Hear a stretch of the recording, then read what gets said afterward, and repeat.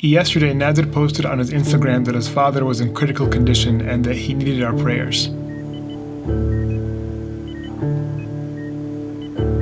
And a few hours later, he posted that his father had passed away.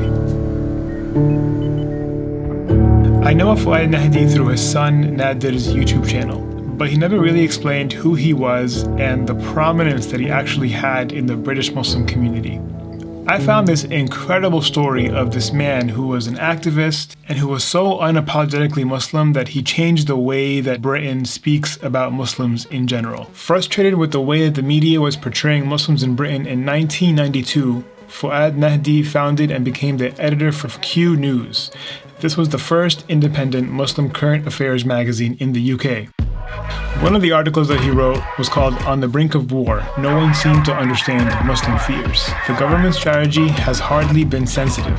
Sending tanks and armored vehicles to Heathrow and Bradford on a Eid day is not exactly a positive contribution towards community relations. The only anger anyone is likely to face on this day from British Muslims is the offer of a high-calorie sweet dish. After Q News, he founded a nonprofit called The Radical Middle Way that aims to allow young Muslims in the UK and around the world to reconnect with their faith and explore what it means to believe in the 21st century.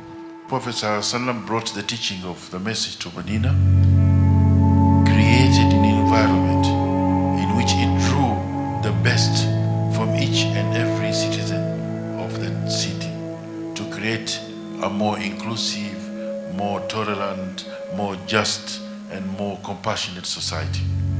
It was a classic case of winning hearts and minds, that everybody realized that they worked for the benefit of the whole society.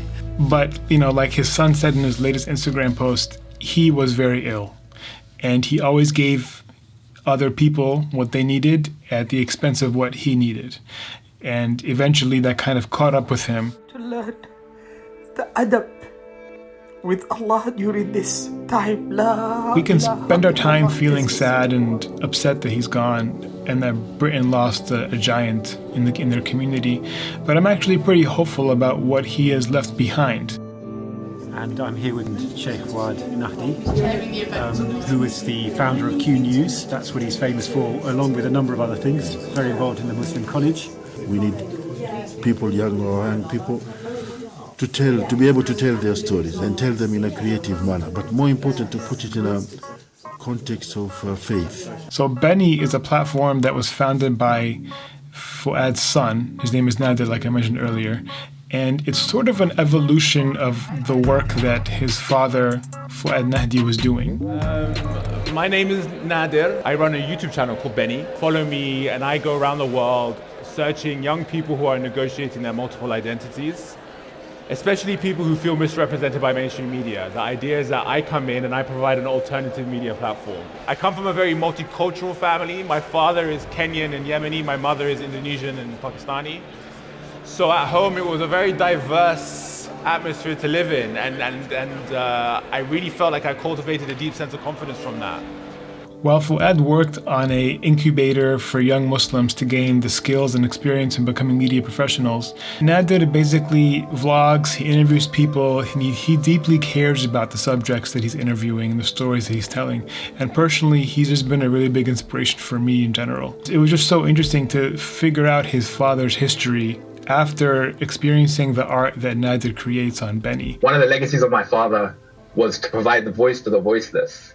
And what I've learned is that despite not being able to replicate him entirely, me and my sister have embodied that in very different ways. Whereas me, probably in a more direct way, I always tried to compete with my dad. So in a way that I actually see my work as an evolution of the work that my dad did, especially with Q News when he tried to provide a space for young British Muslims to kind of figure out their identity.